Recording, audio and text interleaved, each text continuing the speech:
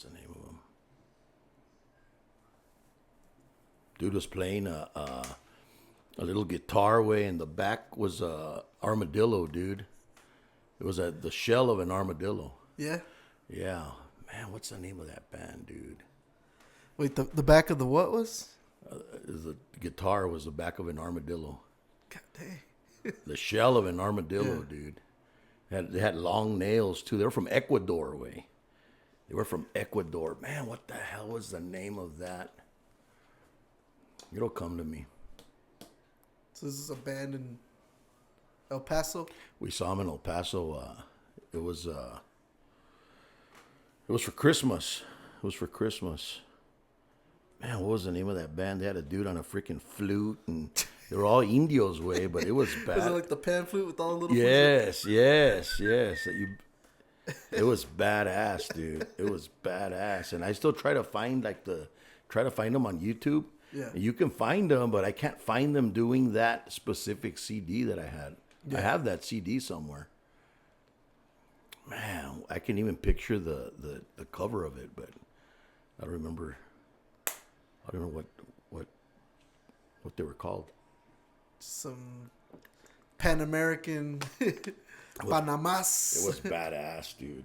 Actually, Ecuadorian something. They do the you know that song that comes out on the Titanic? Oh yeah. My Heart Will Go On. Yeah, they play that song, dude. Let me see. Let me see if I can find them, man. Oh shoot. But nah, I don't know. I was watching a thing earlier. Apparently there's like a new Beatles thing coming out. I think by 2028 there's gonna be like 4 movies. They're doing one based off of each Beatles' life or whatever. Yeah. And they're all like telling one big story from like 4 point of views, like the story of the Beatles and stuff. Oh wow. And then apparently there's like a Zeppelin doc right now on Netflix called Becoming Led Zeppelin. Oh really? And it's supposed to be like the whole journey, like from when they were kids to basically the first 2 albums. Like it's not telling the whole story of like Zeppelin once they made it, but it's like just the build up to that, you know? That's badass, man. It's like that Chili Peppers one. Have you seen it yet? I heard about it. Man, Todd was telling me about it. I checked it out. It's badass, man. See? Because they don't show nothing of John Frusciante. It's all about what was their first guitarist? I forget the guy's name. Slovak. Oh yeah. That's the guy that died? The Yeah. OD? Is that his last name? Slovak? You got me, man. They had like a nickname for him though, right? Like They called him Slim, I think. Slim, something like that, yeah. But yeah, Chili Peppers. That book didn't help Anthony Kiedis that much. Hillel Slovak. Hillel, yeah. That's what it was called, right? Like My Friend Hillel or something like that? Or Hillel, My Friend. Hillel, guys.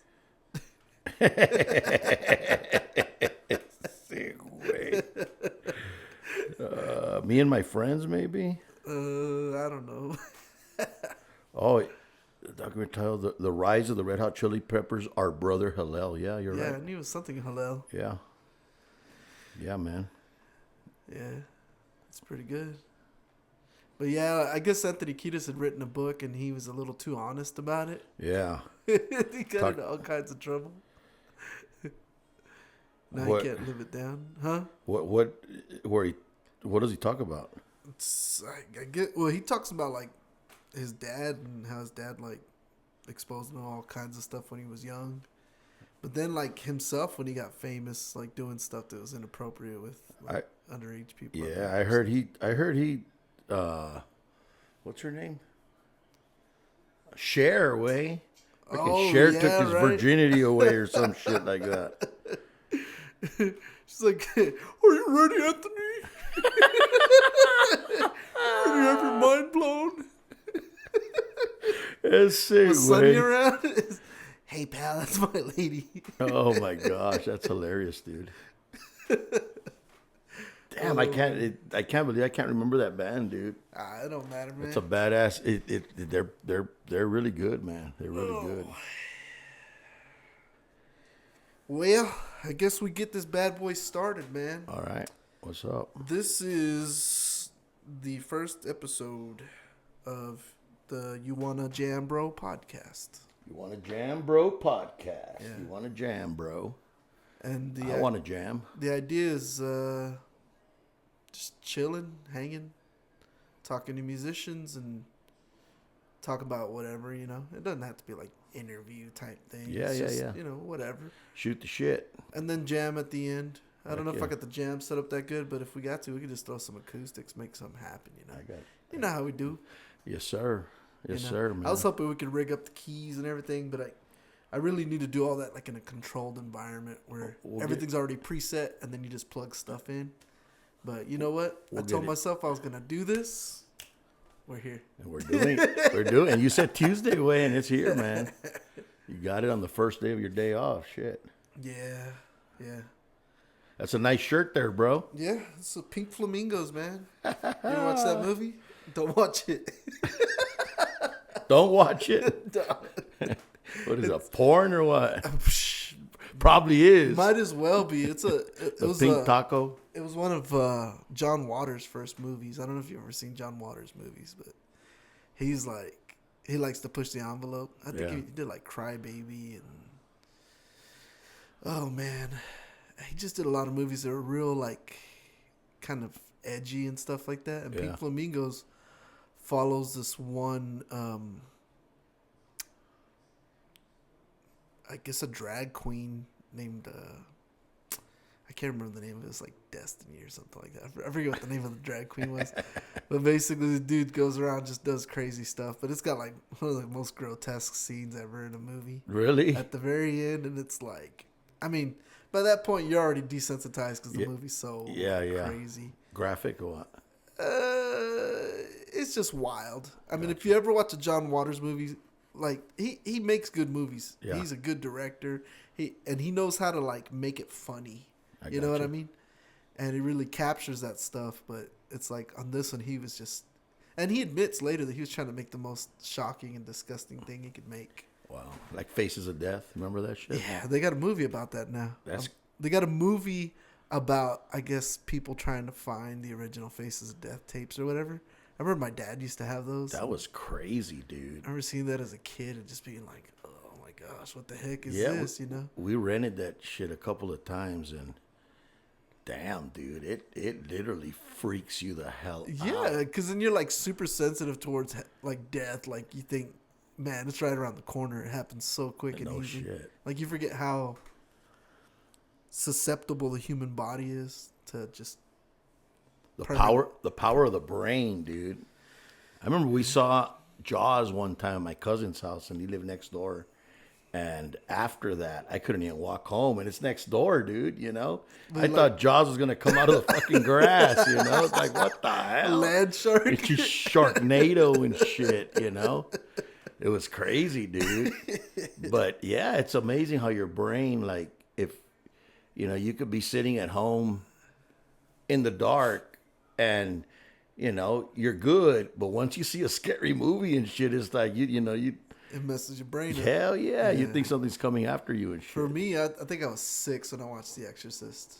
Damn. And it wasn't like it was planned. My parents were watching it. I was supposed to be in my room. We lived in like in a trailer house. Yeah. And so, you know, me hearing a bunch of scary noises, I snuck over there, popped up from behind the couch. They're watching this thing. Oh, and I was locked in, bro. Oh, because there's no way I was going to walk back to my room. I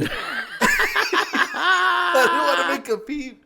But I was frozen, bro, and man, I had nightmares for the long. Like to this day, that movie's still like, it kind of shakes you to your core. Wait, you went?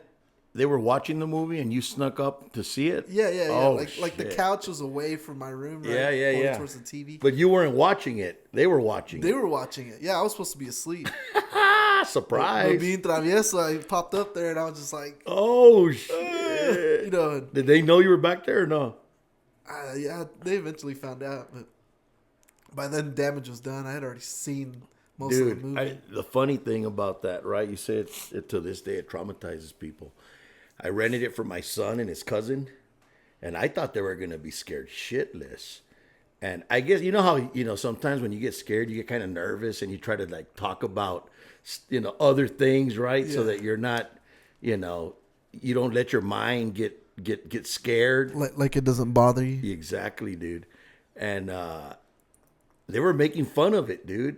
They were making fun of it, and I know it was just their nervousness, of not wanting to be scared about it, Yeah. That's crazy stuff, dude. That movie was back in the day. When did it come out? In the 70s? Yeah, I think it was 78, 79, something like that. Shit. That director Friedkin, he was actually a hell of a director, man. Honestly, when I went back to watch that as a grown up, like I realized like it was good. It was a compelling story. The second part was compelling, The second part like deals with like the psychology of the aftermath, where she's coming to terms of like having been demonically possessed and just the psychological warfare in her mind, it's just it was a good story. But that guy, he directed a movie called The Sorcerer. I don't know if you ever saw that one. I've heard of it. I don't know if I've seen it. It's where they hire a bunch of like ex-convicts and stuff to go try to drive these high explosives to somewhere in South America because there's like a wellhead that blew up and they need high explosives to, to basically the explosion would kill the oxygen in the air and stop the fire long enough for them to try to cap it. Yeah. But a lot of people, I guess, had died trying to deliver this stuff because it's so far in the jungle that as you're driving these big old trucks with the crates, it just shakes around and boom. Yeah. Damn. And so it's a really good movie. It's got the dude from Jaws in it. I mean, it is a damn good movie, man. I have to see it. The Sorcerer? The Sorcerer. It's a hard one to find, but if you find it, it's worth the watch, man. I have to check it out. And you'll notice a couple of things similar with The Exorcist is like his use of sound, his use of like he likes a lot of quiet time and then something intense happens. Yeah. The voice, the voice is like the audio of people talking is so crisp and clear and stark. Yeah. And there's a lot of that in this movie. It's just him. What freaked you out the most about The Exorcist? Which part? I mean, it was just crazy. There was a little girl doing all this craziness, She was walking up the stairs backwards away. Remember that shit? Yeah. Oh my gosh, spider crawl or whatever. That was crazy. That scene was in there, and then they pulled it out, and then they put it back in. But like, I guess part of it they had taken it out because the original version she'd come all the way down the stairs, and her head was all like, damn, and her tongue was coming out, and they said that was just too much, like. Psychologically, the mom wouldn't have been able to handle that. Yeah. So they pulled it out of the movie because they're like, it would mess up with the flow. It's like if you already saw the craziest possible thing. Yeah. So the floating and all that wouldn't even matter at that point, But supposedly, when the bed shook, it wasn't supposed to shake, right? Did you hear about that? I don't know. I heard there was a lot of weird stuff that happened. Yeah, dude. Well, hey, when you tap into shit like that, you better watch out, boy. I mean, if you think about it, that movie. The whole plot is she was playing with the Ouija board downstairs in the basement. Maybe her and her cousin or something, but she's like talking about Captain Howdy or something. Yeah. And her mom's just, oh, that's funny, that's cute, whatever. Her mom had bought her a Ouija board. Her mom was into like weird new agey stuff, right? Yeah. And I guess she had made contact with somebody, and her mom thought they were kidding, but they were opening the door to that demon, that Pazuzu or whatever. Damn. And so, I mean, it's freaky. It really is freaky. It's based around a sort of true story about some kid, like in, I don't know, somewhere in New England. Oh, really? Yeah. Oh, I didn't know that. It's a boy, I guess, that something like that had happened to and stuff. And so Friedkin wrote this whole, like, script, or wanted to make a movie of it. But even during the making, there was a lot of creepy stuff that happened, man. Yeah. Remember Poltergeist? Poltergeist. That old man. That old lady, way. That fucking old lady. Oh, yeah. What'd she say? Like, the spirits. Yeah. The spirits are watching. You know which one got me? The Children of the Corn, dude. That shit was like, damn it, boy. Fucking Malachi and shit, right? Yeah. Dude, that movie was crazy. No lie, dude. When that demon, like, I forget, like, they had put some kid on a cross or something, right? Yeah, and yeah. Demon comes and just whoosh, and it blows up or whatever, and then comes down all jacked up. Yeah, that movie was crazy. Who was that? So Malachi was a dude with the reddish hair, long hair. Yeah. So who was the other dude? The dressed like a little freaking priest. That's the guy you're talking about that was on the cross. What's his name? Isaac or something like that. Oh yeah, it was Isaac. Yeah. It was Isaac. Yeah. Yeah, that movie was creepy, dude. God, like anytime you drive way. past a cornfield after that, you're just thinking like there's probably some weird kids in there like doing some weird stuff. You know what got me is when they're driving and that freaking kid just comes up in the middle of the road, and he was already dead. Boom! They freaking hit it, man, and that shit was crazy, dude. Yeah. And then the music to that shit. Yeah. Oh, how does it go? I don't even remember. Man, they really used to make some freaking great movies, man. Like right now, I don't like when they remake movies. Yeah. I hate when they just like rehash a movie. I don't mind if they do like a prequel or sequel. Yeah. But if it's like we're gonna completely redo this movie and change the story, like man, keep Not that away good. from me. Yeah, not Good. But that said, right now's the time to do maximum overdrive. Hell yeah. You got these self-driving cars. You got trucks that drive from like Dallas to Houston That's some every day. crazy shit, dude. Like 140 of these semis that are driverless now. That's crazy. Like, why would it not? It would be perfect time for Yeah, maximum overdrive. Yep. Make it AI based or whatever. Yep. You could put some characters in there, huh? Shit. Theo Vaughn. Bring Emilio Estevez back, man. He still got it. Theo Vaughn is Emilio Estevez. Oh man, that'd be a hell of a movie, I bet. And put some more AC/DC in there. There you go. Shit. Or do some of those bands that cover AC/DC pretty well. Like there's that Hell's Bells or whatever. That girl band. Yeah. They're pretty good. Or even like the kind of the Axl Rose versions of some of those AC/DC songs. Yeah. I remember they did a cover of a Whole Lot of Rosie, I think on, was it Spaghetti Incident? or Yes, something? Spaghetti Incident. Man, that was so good, dude. Yep. It was, bro. I'll tell you a story. Like that dude had the lungs to do that, Yeah. Did you ever see Brian Johnson before Yes, before AC/DC? AC/DC? He was in a band called Gordy. Yes. And he kind of like, it was almost like Tom Jones-y sort of. It was crazy. Yeah. It was crazy. Dude had some lungs. Said, bro, to think that dude came in and filled Bon Scott's shoes. Yeah. And Bon Scott that was some big shoes to fill there, dude. Yeah. But when you hear, Wasn't he like an acquaintance of the band or Yeah, something? Like yeah. He was, I don't remember if he was like a roadie or something. roadie or something, but it's like, that kind of thing always trips me out. I know that one day I was telling you about the guy from A Perfect Circle, that dude was like a guitar tech for, Yeah, dude. for all these big bands for so long. And, man, like when that happens, I think it's always pretty cool. Kind of like that dude Josh from the Chili Peppers too, right? Oh yeah. He was Frusciante's guitar tech. Oh, And- that's the guy that took over when Frusciante Yeah, was gone. Josh. He has a weird freaking last name. Yeah. Some shit with a K, I think. Killendorf or some shit like that. Persky. But I was seeing the Chili Peppers the other day on some live concert or whatever. But you could see Josh in the background, dude. Doing some piano and doing some guitar parts and shit. Yeah. So can you imagine the honor, dude, for Frusciante to turn around and tell you, "Hey, man, I need you to fill my shoes." But it kind of sucked after. Did you hear when they came back and told him, "Hey, John wants to be back in the band," and he's like, "It's over." Yeah. From one day to the next, it was just over, dude. I think it would still be an honor, Oh yeah, hell Because yeah. I bet if you're a super fan, you probably secretly hope that he comes back. Oh, of course. You know what I mean?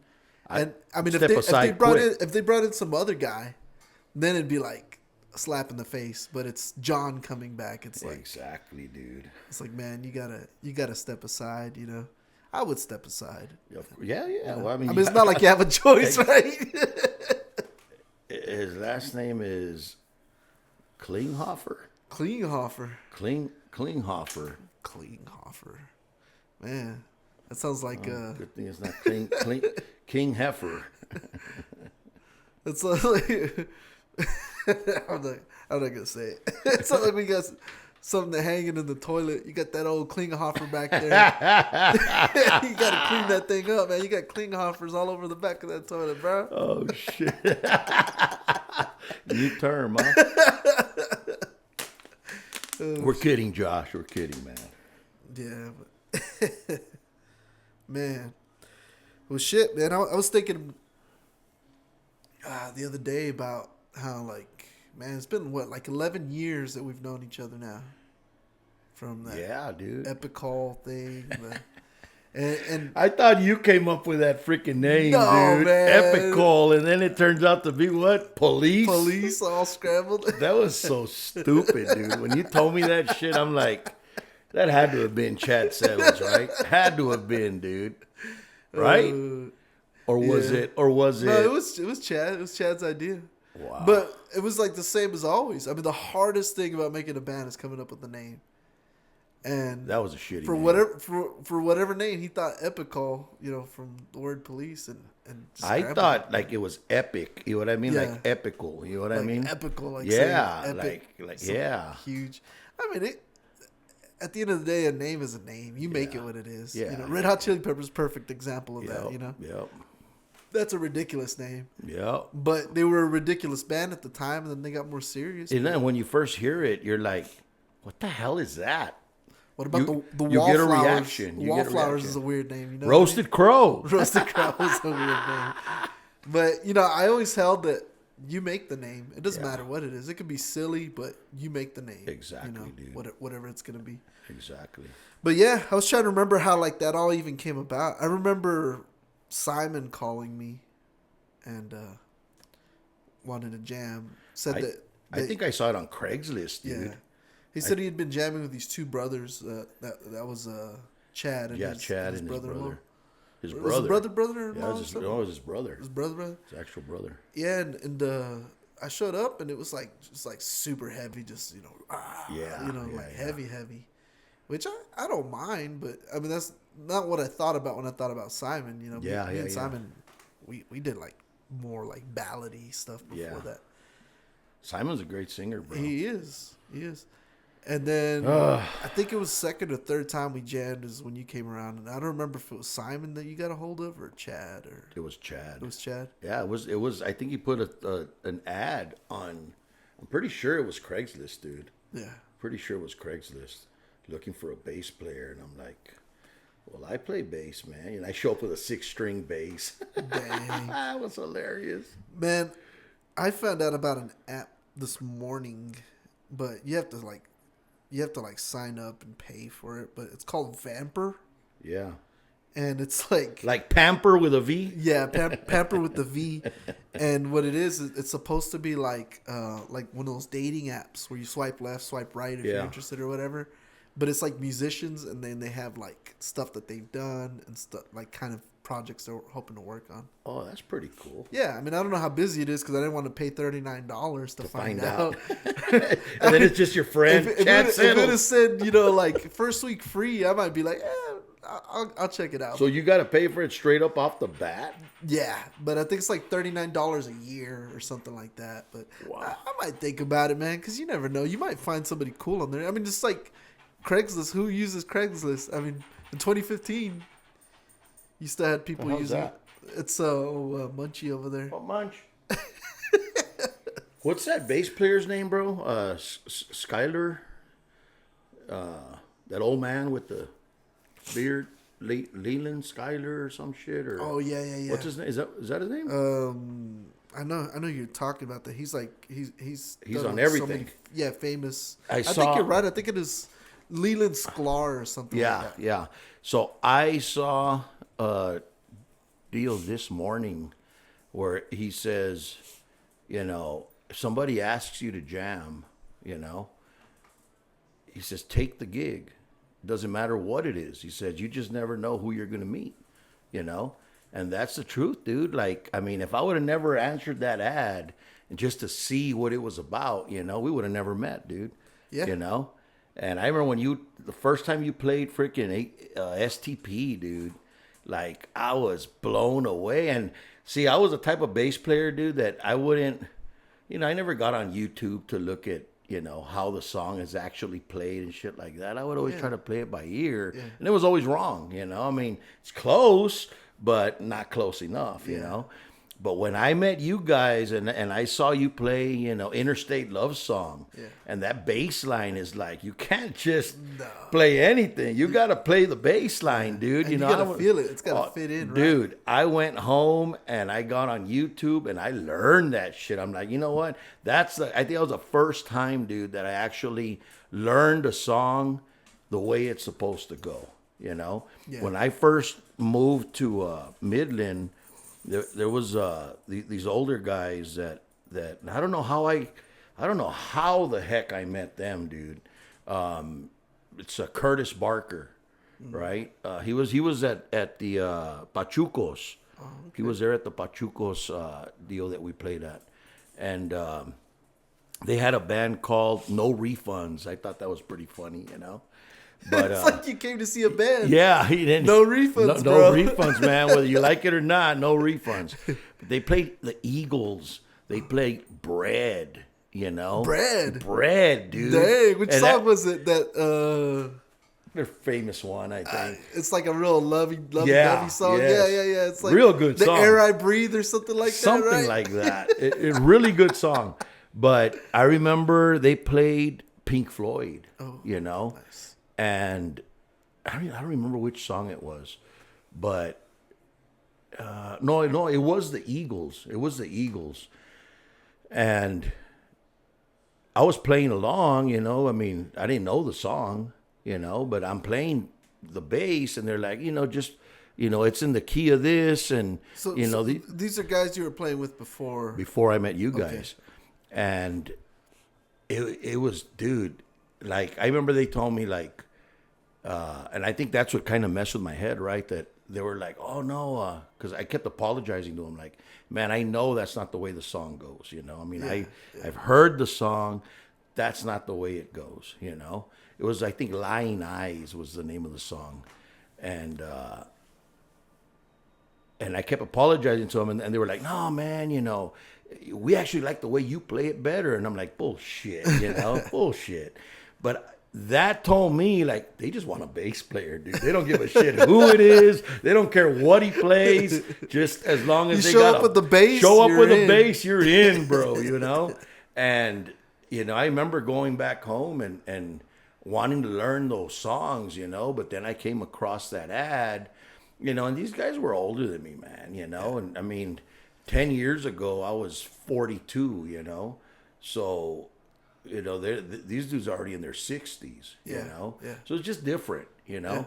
And I remember seeing, like, when I was looking through the ads, I was seeing these guys posting stuff like, looking for a bass player, must be within, between 18 and 21. I'm like, oh, shit. Well, I'm out of there, And then I just realized, like, damn, dude, I'm in my 40s, dude. Like, who the hell am I going to jam with? Later on, that's why my mind went back to those guys like, hey, man, I mean, jam with whoever you can jam with, I mean, and again, back to, this Sklar, right? Sklar, yeah.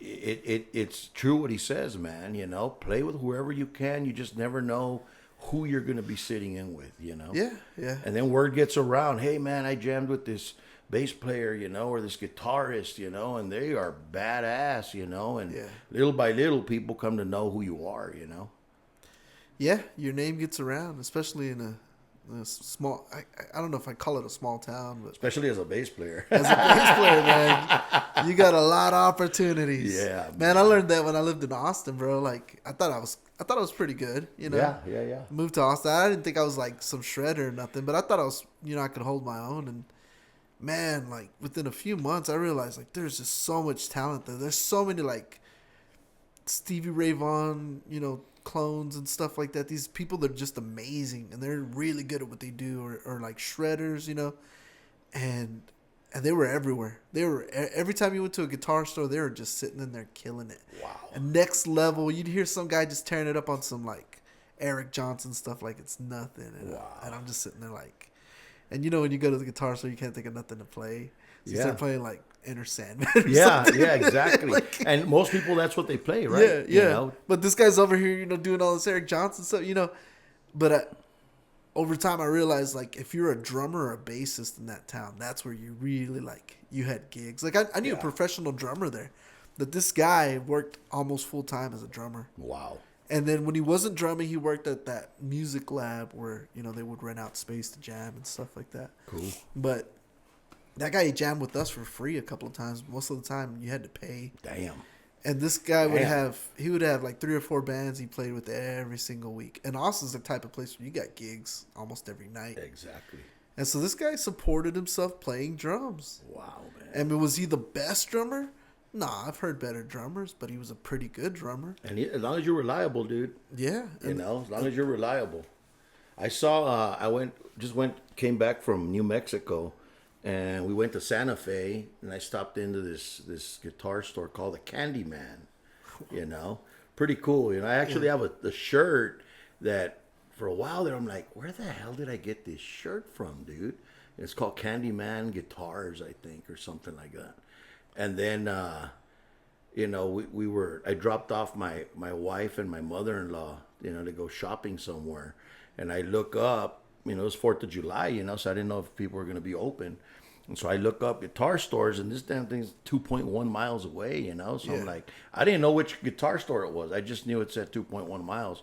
So I get there, and I see Candyman, and I'm like, that's where this freaking shirt is from that I have, Heck yeah. So I go in there, and, I went and bought some strings and stuff and some picks, and then I go into this room, and I can hear somebody playing The Police, dude, Time in a Bottle, I think, right? Is it Time in a Bottle? It sounds familiar. I don't know for sure. Come on, man. I don't know that song, man. I mean, yeah, you do. Time in a Bottle from The Police? Not Time in a Bottle.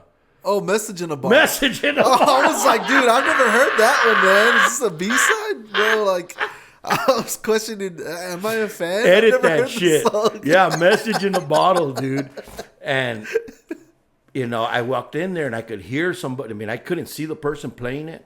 And I come around the corner and it's some chick, jamming on it. And I'm like, The Police, huh? And she's like, wow, like he actually, recognized it, but to hear somebody playing something like The Police, or, not the same stuff that everybody, Black Sabbath. And I actually heard a guy playing, like Fairies Wear Boots or something like, like something different, not just Paranoid or, all the typical songs. Or Crazy Train, or stuff like that, by Ozzy. But, yeah, man, when you hear somebody play something special like that, you're like, wow, man, I want to meet this person, Yeah. I mean, I saw a lot of that, dude. I saw a lot of good guitarists, good singers. And I realized, like, you could throw a rock in Austin, you're probably going to hit a guitarist. Yeah. There's just so many there. And then, I started questioning my own ability and things like, which I look back now, it's like, nah, man, you should never question what you do. Never do. Because you're doing what you do. Your influences are different. Exactly. Exactly. But back then. And they think the same thing you do. You know what I mean? Yeah. Like, real humble musicians, they'll never be happy with the way they play. Yeah. You know what I mean? Never. Even the best of the best, dude. They just don't, because that bar just keeps moving higher and higher and higher, Yeah, but I met incredible musicians there. But, yeah, I guess all that's to say, like, a bass player has a lot more mileage that they can get than an average guitar player. Even an average bass player, like, if you're not the guy that slaps and pops yeah. does all the crazy fills, but you're a pretty solid bass player who can take and learn, the basic notes of a song and where it's passable. And you don't stop in the middle of a song. Yeah, exactly, dude. Because that is the thing about the bass. Like, you might as well be driving a semi. Everybody can hear you. Everybody can see you. If you stop, at the wrong time, everybody knows. You know, No pressure. yeah, exactly. Huh? I remember my daughter. You know, we put a little band together, and she asked me like, "Dad, how come you played the bass? You know, not the guitar? You know, because I suck at guitar, right?" But I was like, you know, I had to come up with something interesting, right? So I'm like, well, you know what, baby? You know, if you think about it, the bass, you know when it comes in, and you know when it drops out. You know, like you can feel that shit. You know, so I love it, man. I mean, look at this room, huh? Yeah. Just filled with stuff, man. So many basses, high-end basses, man. It's crazy how my mom started that addiction, dude. It's cool that before she died, I was able to, you know, tell her that, you know, and just say, you know, I showed her a picture of all, you know, all this stuff in here, and I'm like, look at the addiction you started, you know. Yeah. And right before she died, I remember you know, we kind of saw it coming, right? But I just remember every instrument I've ever owned, I've taken pictures of it, you know. And sometimes I've had a few, and I'll, you know, lay them out on the couch, snap a picture or whatever, you know. And so I started going through my phone, and dude, there was so much shit that I've owned, dude, you know.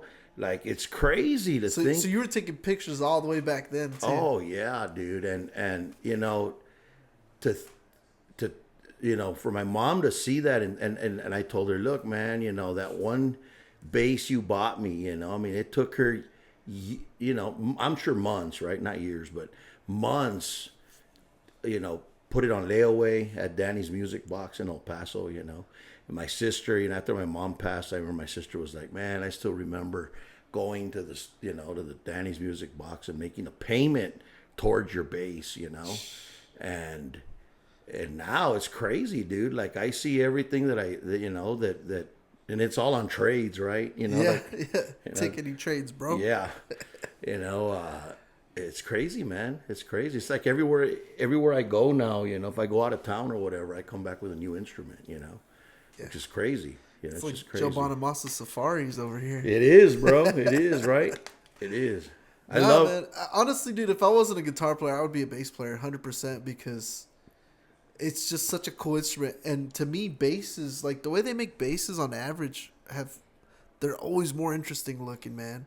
You got like the little thumb thing, you got mutes, you got cool curves on these Warwicks. Yeah, yeah. I mean, you have to go really high end guitars to get a cool curve like those Warwicks. You know what I mean? Yeah, yeah. And I always like the slim neck on a big bass. You know, like there's something about it. It's really like that one there. like a P bass or something. It's Well, just like the P basses have the right, maybe a fatter neck, but the jazz bass, dude, the jazz bass The has thin, pointy one? It's got a skinny neck. Yeah. Look at that one right there. Yeah, it's something about it, man. It's like it looks like a weapon, man. It's just. But of course, I would probably be just as obsessed. You know what I mean? Oh yeah. With like all the different sounds, different colors, different tones. So is that the first instrument you got into? Guitar? Pretty much. Really? Pretty much, yeah. I remember my dad used to play keys all the time. It was Really? the same old. What?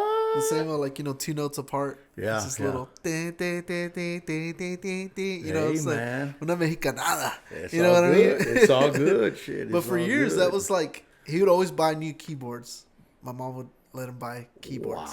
Wow. And they were the generic ones with the little built-in Casios. music. Yeah. Yeah, hey. But he always had keyboards, man. And That's he would play crazy, music. dude. I didn't know that And about your dad. I would get on there and I couldn't play, but I always imagined, you know, how cool it would be to play like classical. That was like the first music I liked. The first music that I remember liking was classical music. Really? And I hated rock. Wow. Bro. I remember you told me that. Yeah, it was like noise to me. I was That's like, what? crazy. It's so Lane. loud. That's You know what I mean? crazy enough. It's like, give me some Beethoven, give me some Bach. That you is know? some crazy shit. But But hey, that's some good stuff to get into from the get go. You know. Yeah, but That's the real music. honestly, all that changed when first time I watched MTV. Wow. First time I watched MTV. Guns N' Roses. Guns N' Roses, November Rain, man. Wow. Because it had a little bit of that classical flair, Yeah, man. yeah, yeah. And I Piano couldn't on deny it. it. You know, Yeah. I'm all in. And Yeah. then the visual part of it, right? Yeah. And then of course Slash outside that little chapel playing that guitar solo. dude. Man, my brain started to rot that night. Heck yeah, dude. And then I remember after that, my cousin had that Use Your Illusion album and stuff like that. The blue one, The yellow one, yellowish orange one. yeah. And I remember hearing it before and just being like, "Oh, this is noise," you know. But then after that, when I heard it again, it was like, Wow, this is complex, man. That's There's crazy. some cool stuff going on. That's here, crazy. you know. But it's like, it's weird how sometimes things that you end up loving later, like you don't like them at first, man. You know? Yeah, And that's true. not everything, but No, it's true. It's true. Rush, I could not get with Geddy Lee's voice. Now, man, give me any Rush song. Heck man. yeah, When he dude. sings his guts out and hits those real high shrill notes, man, I'm all in. Bro. I still hear people talking shit about Yeah. Rush, and and most people, they're just fucking jealous, dude. Yeah, I mean, have you heard that one dude? I saw it earlier on Facebook. He sounds like fucking Johnny Cash, dude. He looks like an Indian way. Have you know which one? yeah, I know who you're talking about. And so I started reading the comments, bro. And, this one freaking idiot, is like, kind of bashing on him, like, oh, he's got, like, I want to hear something else, dude. I mean, you just, sing the same verse and the same song over and over. And the only thing that changes is the background, Yeah. And some other dude's like, hey, man, when you find something good, you push it, you Yeah. know. Dig in. But you have people, just kind of mocking them and talking shit. And I guarantee you those people don't even know how to play, dude. Crabs in a bucket. Yeah, exactly. Crabs dude. in a bucket, exactly, man. bro. It's like people are. I hate people. People like that, hate their dude. own lives, man. They Yeah, hate yeah. how mundane and boring their lives are. That they got to go and look And you at. see somebody else enjoying something simple, singing a Johnny Cash song, even getting props from people, and it's like, I got to bring that guy down a peg. Yeah, And yeah. it's like, it's what bullshit. does that do for you, man? And it doesn't do anything but just, misery, make you look like an misery asshole. loves company. Yeah, make you look like an asshole. Yeah. That's what I think. Yeah. I actually, now that you bring that up, I saw a thing yesterday on like, oh man, it was on Instagram or something, or Threads. Yeah. That other Yeah. Meta app or whatever. Yeah. But some guy was talking trash about Brad Noel's son. He was singing Santeria. Yeah. And the guy was like, man, I've heard cover bands sound better than this. And then some guy in the guy in the comments posted that picture of Brad Noel singing to his son when he was a baby. He says, this picture right here is why you're never going to be able to say anything that's going to diminish what this kid is doing. Exactly. Because dude. it was such a beautiful And I bet moment. you he don't even know. I bet you don't even know that's his son. Yeah. The guy's like, I don't know if you're trolling or if you're really this hateful, but it's just sad to see somebody act that way, because this is a beautiful moment coming full circle from a kid who's like one of the most famous pictures of Brad Noel singing to his son like that. You only wish that your son would pick up and honor you like that. Yeah, dude. Like that bro, is the world is excited with Brad Noel's son singing with Sublime, bro. Big I mean, time, dude. and that's no shade at Rome. Rome was good, man. Yeah. But when Brad's Boy comes out, oh man, I showed you that album, man. Yeah. Golly, dude, it's so good, and it's like, and he picks up on a lot of the things that his dad did, and to me, that's like such a huge honor. Like if my kid did something like that, where he just like picked up where I left off, Yeah. man, what an honor. Yeah. You know what I mean? That's the biggest honor. And then you can all have. those nods, singing in Spanish in the middle of the Yeah, song, like dude. that. You know what tripped me out with him is that I saw there was like this huge influencer. I don't know who the hell he is, but obviously a lot of people know who this influencer is. And what's his name? Brad Noel's son? Is it Jacob Noel? Oh or yeah, something? Jacob. He was in like this restaurant, right? I guess they had just stopped in.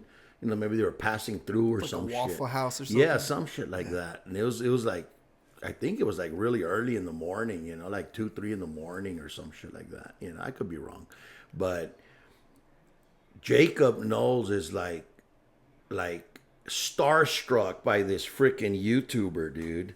And you would have thought it would have been the other way around. opposite. Yeah. And that dude didn't even know that he this was. dude, that he sings for Sublime, right? And he told him, and the YouTuber was like he thought he was bullshitting him. You know what I mean? yeah. And he literally pulled up his phone and said, "Look, man, I sing for the band, man." He goes, "Man, my buddies and I were talking about you the other day." He has like some saying that he says, Yeah. you know, and that's all they kept saying to each other, you know, the dudes in the band, you know. Yeah. So, I mean, that's a huge honor right there. Yeah. And this dude didn't even know who the hell he was. Like, he knew who Sublime was, Yeah. but he didn't realize who he was talking to. You know what I mean?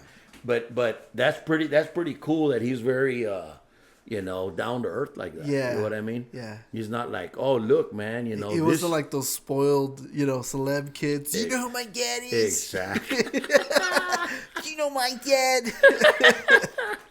It's like no, man. The dude is like, he's still honoring the memory of his father, man. Like that's a beautiful thing, man. The good thing is that he's not, you know, following the same, say, footsteps, right? 'Cause, Yeah. man, when I mean, if you think about it, all those songs were like a warning from his dad. You dude, know? when Brad died, dude, that was like all I could think about was his kid. Yeah. You know, his That- baby. That freaking song, oh man, what is it called? The one where he's talking about tying off the dinosaur tonight. Yeah. Like Wow. that whole song is about heroin and stuff like that. And then he says, "One day I'm gonna lose the war."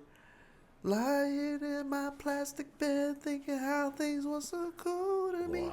And it's like he made it sound beautiful and soft and like this thing, but at the same time, I think around the time when I heard that song the first time is around the time when I saw that picture. Wow. And I can't help but feel like it was like a warning to his son, like don't. And get he caught knew, up. and he knew he was gonna lose the battle, dude. Yeah, he still. He actually got clean, right? He got clean, and then he backslid, dude. Fucking drugs, bro. It's on the backslide that it gets you, man. You know.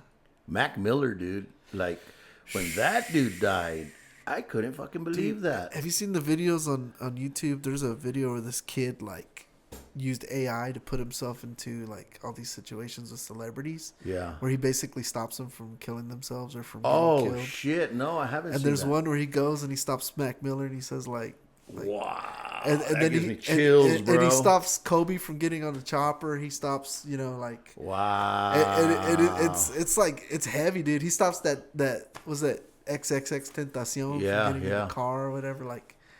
Wow, dude. But it's just like this idea that, you know, it's a fantasy that everybody has, but it's real. Like, Yeah, it's real. Man, I wish I could go back in time and say something to Kurt.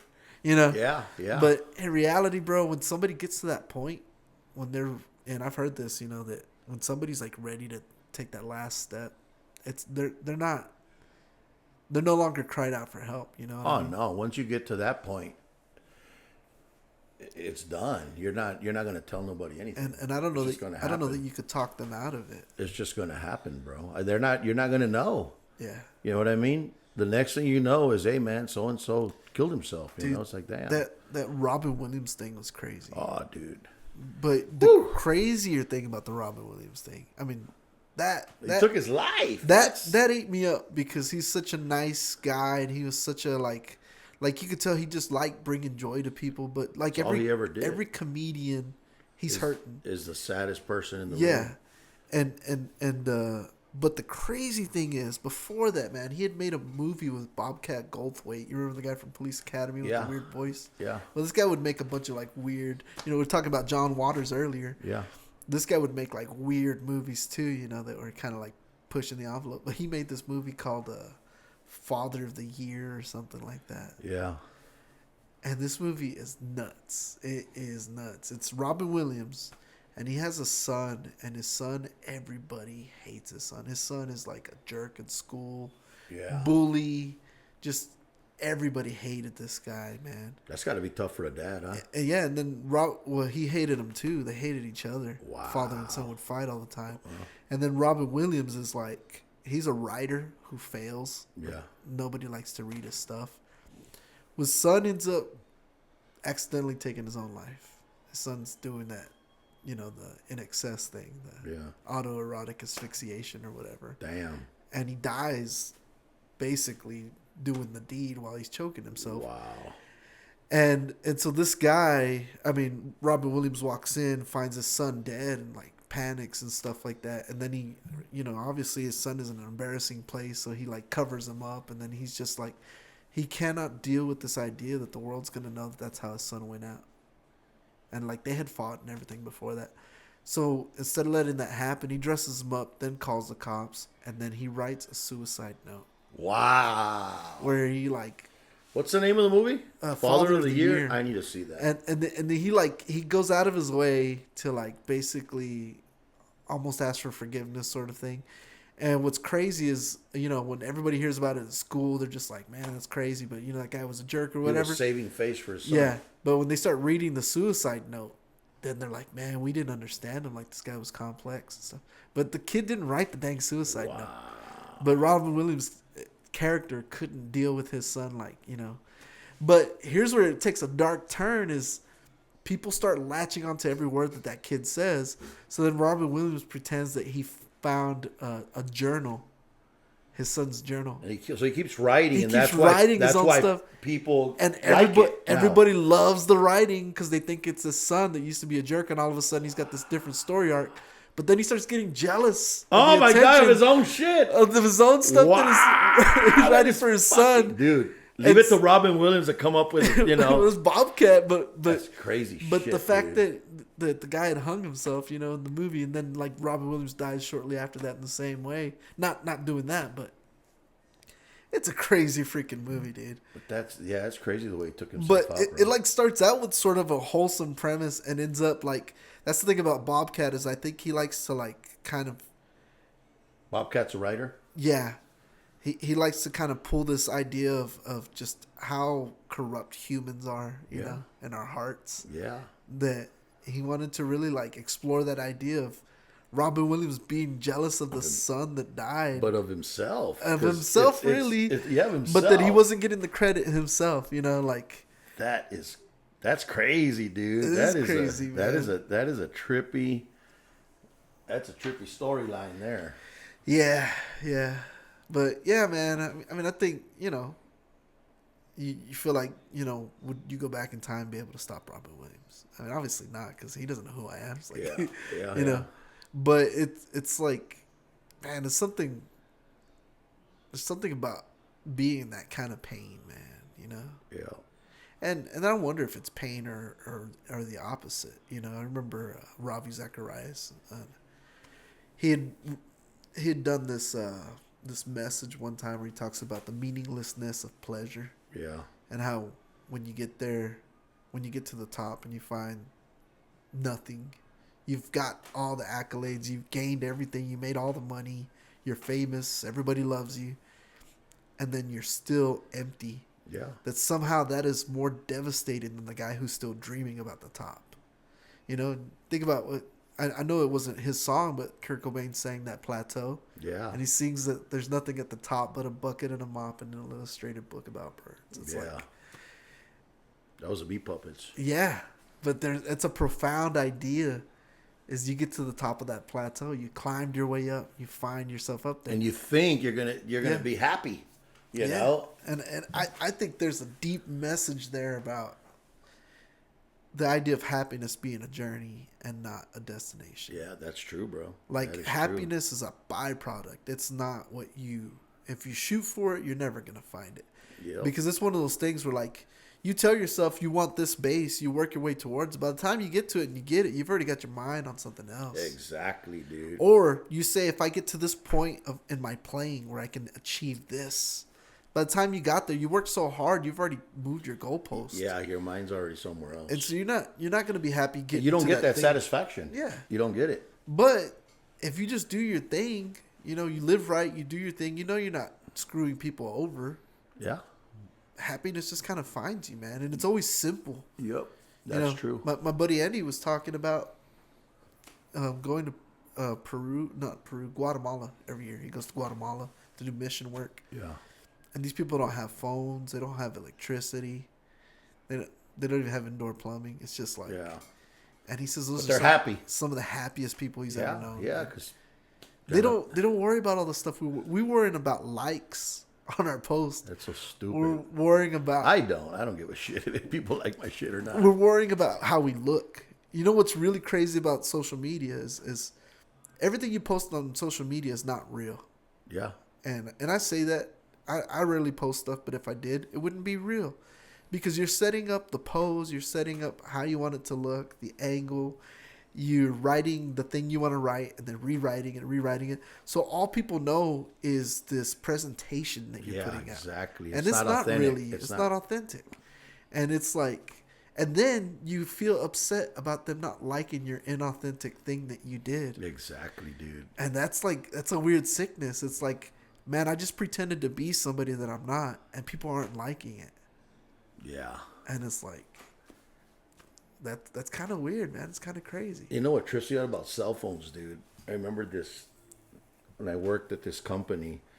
This guy, you know, I was an instructor and had this room, right? And so they only had 2 bathrooms, one in the main office and then one over here where I was at, you know.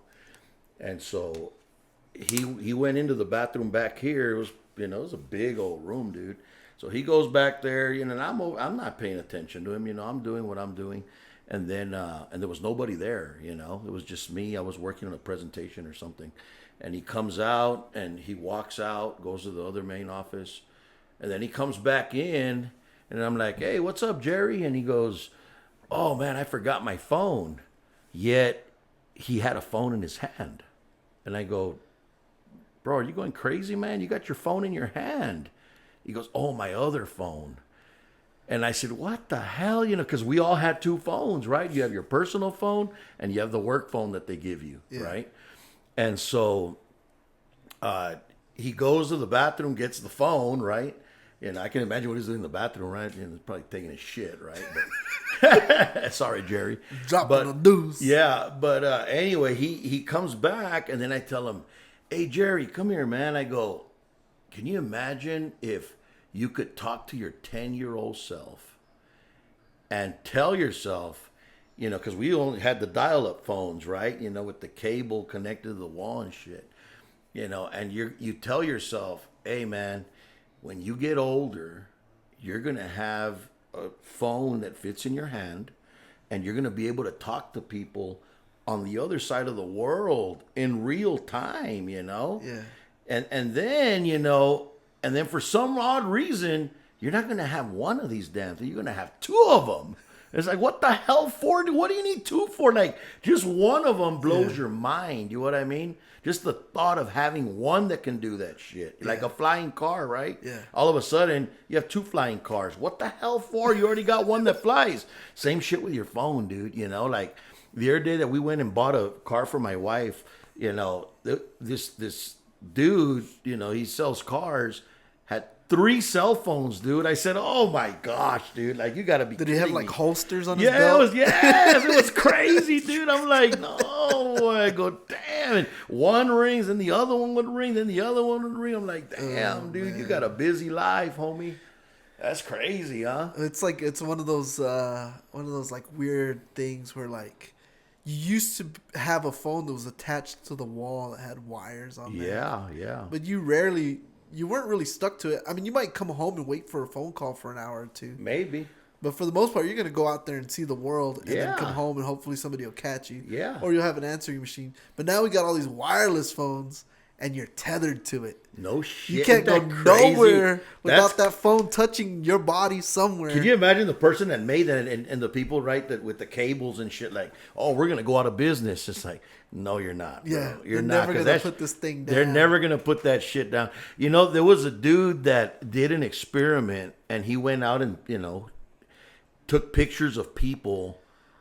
I think it was on Joe Rogan way. And they took pictures of people, like, you know, they're on their cell phone looking at the cell phone, right? Yeah. And then he took the cell phone out of their hand, dude.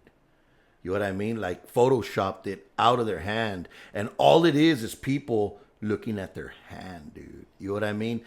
That is freaking crazy way. Like, you know, it's like it's a drug. You know what I mean? It's a freaking drug, dude. Like, you're just glued to You're stuck on it. wow, dude, huh? And it's wireless. It's wireless. It's crazy. It's more advanced than it was back then. That's and, crazy. And you can't let it go.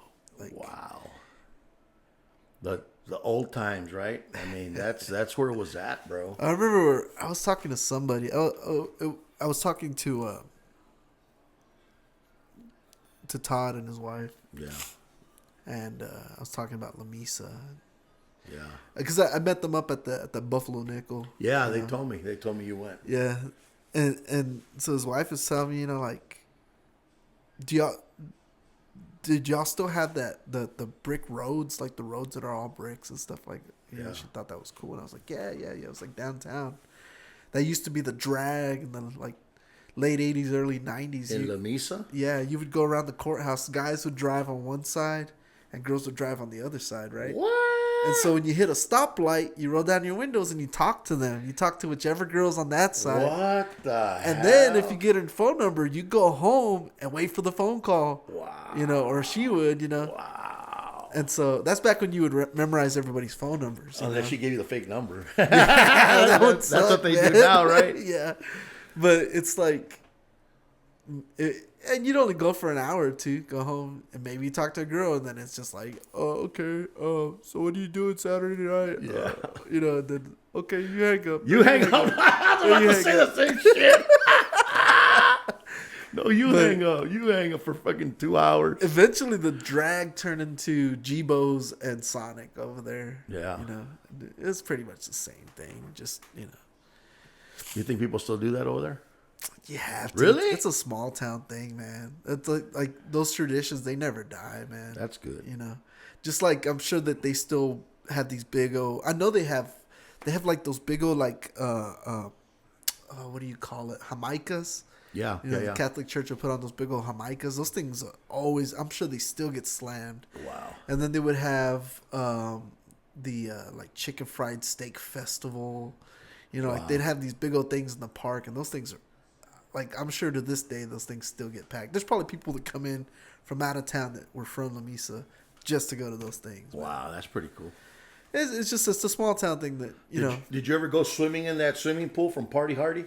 No, it No? didn't. It didn't hold water, man. Really? It was just But at one time, I'm sure it did, at right? one time it did. Yeah, Isn't it that was crazy, dude? I never did find out too much about it. There was a group on Facebook that had like historical stuff from La Misa. Yeah. But I never did find out about that pool. Like, I would have to run into somebody of a much older generation, because what I did hear was that it was from like the 40s or 50s. It was like the public pool in that area. Wow. We should find out that story, bro. Yeah. That'd be badass to go back and be able to. Yeah. You know what I mean? It's crazy that all these years later. It don't exist no more. Like it's covered. You said. No, because I was going to show my wife, and then I started going down that road right there. It's like this little dirt road. There was nothing there. Like, it was gone. Like, they had already dug it out of the ground or buried it. I don't know. Wow. But it looked like they were trying to develop that land. But it was still, it's just one of those things, you know, just weird memories. Life goes on, dude. It does. You know, it moves on. It's like when somebody dies, right? You know, life keeps going, dude. Yeah, man. It's like that Blink 182 song, right? Adam's song. Yeah. That says, you know, like 6 months from now, Yeah. no one will even bring you up anymore. Yeah. They won't even talk about you anymore. You know Like, what I mean? it's gonna be a thing. The only people that will still bring you up is like family members. Yeah, but like other people around you, you'll be remembered every once in a while. Life Like, just hey, goes man, on. you remember that guy? You know. Yeah. It's it's crazy, man. Man, last night I had shared with my wife. So there's this guy that I always talk about, Richard Feynman. He was like a scientist who kind of came up with an easy way for people to learn. Yeah. You know, the Feynman technique was to basically you teach somebody something and you don't really move on until they can explain it to you. Yeah. And so he could take somebody from knowing nothing to like physics. Yeah. To like theoretical physics and stuff. You know, he was known for being a very effective teacher. But somebody on a podcast had read because they were talking about like how guys don't, you know, we don't talk about emotions. We don't talk about love the way women do. But this guy ends up reading Richard Feynman's letter to his wife, who had passed like 2 years before. Yeah. Dude, it was like a killer, dude. It was a killer freaking letter, dude. Wow. Just, I mean, I had to send it to you, but it's worth looking it up. But then, you know, as I'm showing this to my wife, and it hits her, you know, heavy hit. Yeah. Well, then she shows me a letter from, or a post from a lady that she used to know, this lady and her husband, and that her husband was just like this really great guy that was, That guy. yeah. If you look up Richard Feynman letter to his wife, Yeah. dude, it's phenomenal. But I got it right here. But my wife showed me a post from a lady that her husband had died a few years ago, like I think it was 10 years ago or something like that. Yeah. But she had been with her husband for like 30 something years, and she knew them, that they were really good people, and that the husband was always doing fun things and inviting people over, and they would have these big events. Yeah. But it turns out that the lady herself did not have a lot going on in her life. Like, without him, she was different. You know what I mean? Like, Yeah. he's the one that brought the life to the party. Yeah. Well, in this post, she's talking about how she woke up and she turned to her now husband and basically told him, like, I would have been married to him 42 years, 43 years, something like that. Yeah. Today. And so her husband now is like, well, you should honor him. You should make a post, you know. And he wanted to help her honor him, take her to eat at whatever his favorite food was and stuff like that. Wow. But man, this is a profound post that she made for that guy, dude. Really? Yeah. Yeah. And it came from this dude, like from. Oh no, that's a different. That's somebody my wife used to. Oh, my gotcha, wife I knew. got you. But Richard Feynman's letters up there, like terms of like. Yeah. But it's a devastating letter, man. It's so good talking about, you know, how he's never gonna be able to love somebody. That she was worth so much more to him, or she had so much of an impact on him, even dead, than anybody ever would alive. Wow. You know. Wow. Like, it's kind of crazy, but that's how it is for family. You know what I mean? Yeah, Acquaintances, you might think of somebody who passed away every once in a while, Yep. but not all the time. No. But for family members, Yep. I remember Billy Bob Thornton was talking about his brother dying Yeah. and how he never got over it. He's like, at any given point, I'm 50% happy, 50% sad. Wow. So think about my brother. Wow. You know? That's crazy. Yeah, but not to be a not to be a downer, but you know, Yeah. it's one of those things we think about. You know, I know my coping mechanism is always music. It's always music. It's always Obviously, writing. mine too, man. You know, especially if I don't understand what somebody's going through, and I try to put myself in their shoes, and I imagine what it must be like, and then next thing I know, I'm writing something, because it's just, that's how I cope. That's how I empathize. Yeah. You know, and I don't know. I feel like music is that thing where, like, when your words run out, Yeah. and then a melody comes through. Big you know? time, dude. That's what's different. You know? Big time. I forgot who I was talking to the other day about music, right? That, you know, you can hear a song.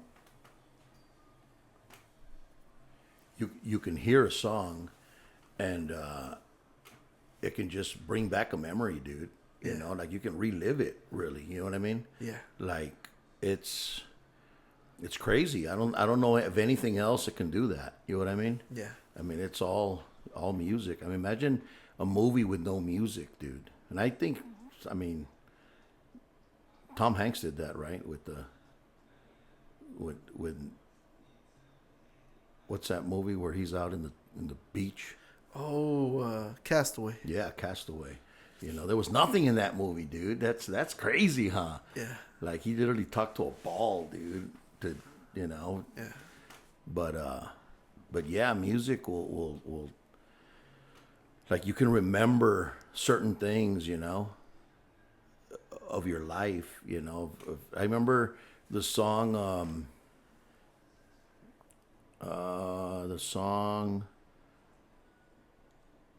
oh, what's the name of it? By Bob Seger, dude. Night Moves. No, not Night Moves. Hollywood. Main Street. Oh, Main Street. Yeah. All right. I used to hate that song, dude. I don't know why. I don't know if it was something when I was a kid, right? That something might have happened when that song was. I don't know, but remember Dave, right? Yeah. So when I was jamming with Jim and Dave, we played that Dave was song. your friend who passed away Yeah, from yeah. alcohol, basically. Yeah, took, man. Took him. Yeah. David Palmer was his name. We played that song, dude. And he used to love that song, you know? And so I'm like, in my mind, I'm like, oh my gosh, like I don't like that song, right? Yeah. And then I learned the bass line, dude. You know? Learned the bass line, and now I love that freaking song. It's crazy, you know? Like, you know, it's just like you were saying earlier, right? That sometimes you won't like something, but then later later on, it's like you find a way to love it, you know? Yeah. So that was crazy, dude. When Something clicks in. something clicked, and I used to it was the type of song that would irritate the shit out of me. Yeah. When I would hear it, I just changed the channel, and now it's like I'll listen to it, I mean, you know? if you think about it, music transcends time, dude. Oh, dude, You know what I mean? big time. Because that song came out who knows when, like a long time ago. Yeah, right? It yeah. made a lot of memories for a bunch of people. Probably pissed a lot of people off Yeah, along the way. yeah, You know, a lot of people are probably like, "Oh, this song again on the radio." You know what I mean? Yep. But at some point, that song touched Dave, and it hit somewhere in his heart that he wanted to sing it. Exactly, dude. And then exactly. now, when you hear it, it's like you're making that connection. It's like you're right back at whatever that first memory was, where Dave like took that song in and Yep. became something to him. Yep. You know, it's like, man. You know what's crazy about Dave dying, dude, is, you know, before that, you and I hadn't jammed for a while, bro. For a while, way. And I remember the day he died, I put a posting up and I said, hey, man, you know, my buddy Dave passed away, and I want to see if we can get together and play Tuesday's Gone by Lynyrd Skynyrd, you know. And I wanted to play it in his honor, you know. And, you know, and I was like, hey, if, you know, anybody can make it, awesome. If you can't make it, and I think he died on a Tuesday, bro. I'm pretty sure it was a Tuesday that he died. And, you know, I was like, if you got, you know, if any people can't make it, totally understand, you know, no big deal. But you showed up. David Leitner showed up.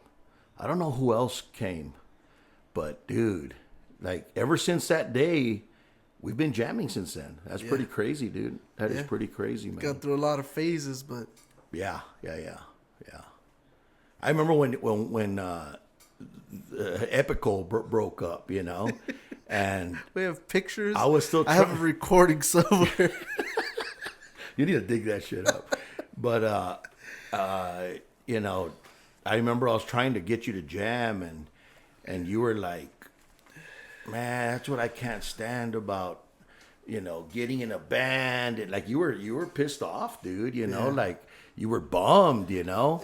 It happens to me every time a band breaks up. And I get it. Because it's a discouraging thing that You put all this time into it. as a group. And We then, never got a chance to even play a show, dude. and then at any point anybody could just pull out of it and just ruin it, you know. Depending on how, you know, if you have a guy that came and played flute every once in a while, if he left the band, then it's like, oh, you know, sorry, You sorry, can whistle buddy. the part. Yeah, but if it's somebody who's integral to the whole thing, or you've already built this whole thing, you've come up with a name. Yeah.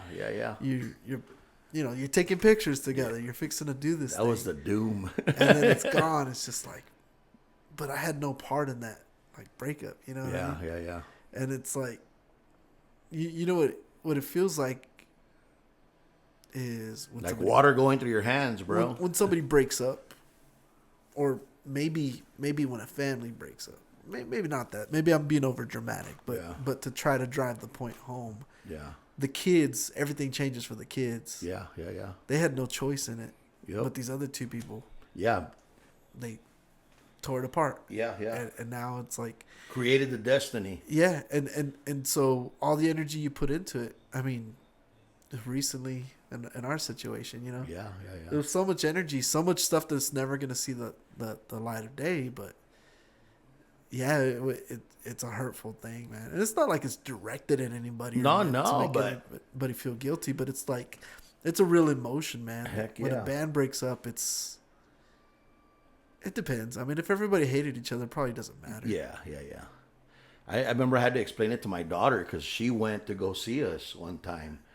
And remember I came home and I told her, hey, baby, the band broke up. What? What do you mean? You know, and I just had to explain it to her, you know.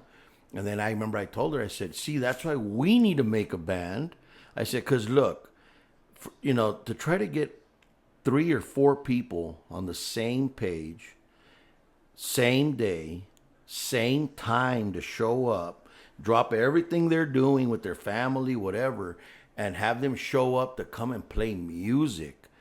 That's, you know, it's got to be special first off, you know, because you're going to make the time to go and do it, you know. I said, but, you know, it's very hard to get 3 or 4 people on the same page like that, in the same, you know, wavelength, you know.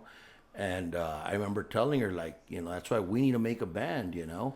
And I told her, I said, look, I'm here. Your room is right next door. Like, we don't have to go nowhere. We just need to open the door to the garage and go in there and jam, you know. And so we did, you know. I remember we jammed for a little bit.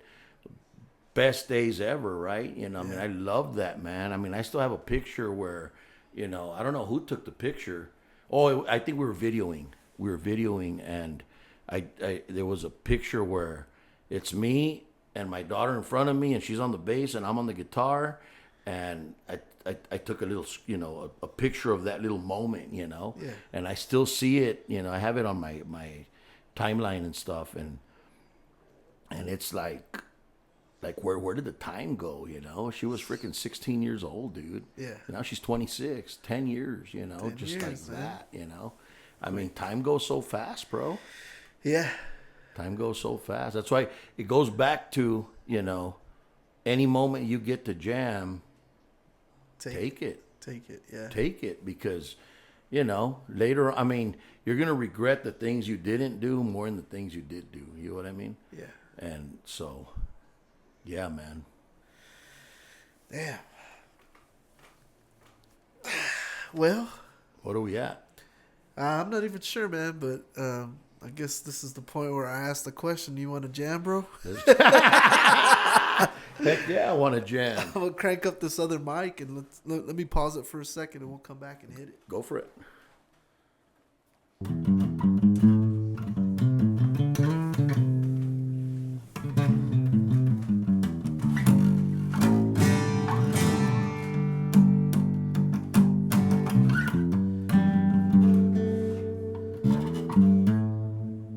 All right, let's think of a key. What should we dedicate this to? What were we just talking about?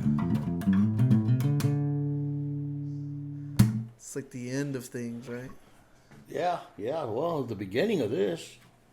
The end To life, man. and the beginning. To life. So anytime I get that feeling, I'm always thinking of like a major sort of like.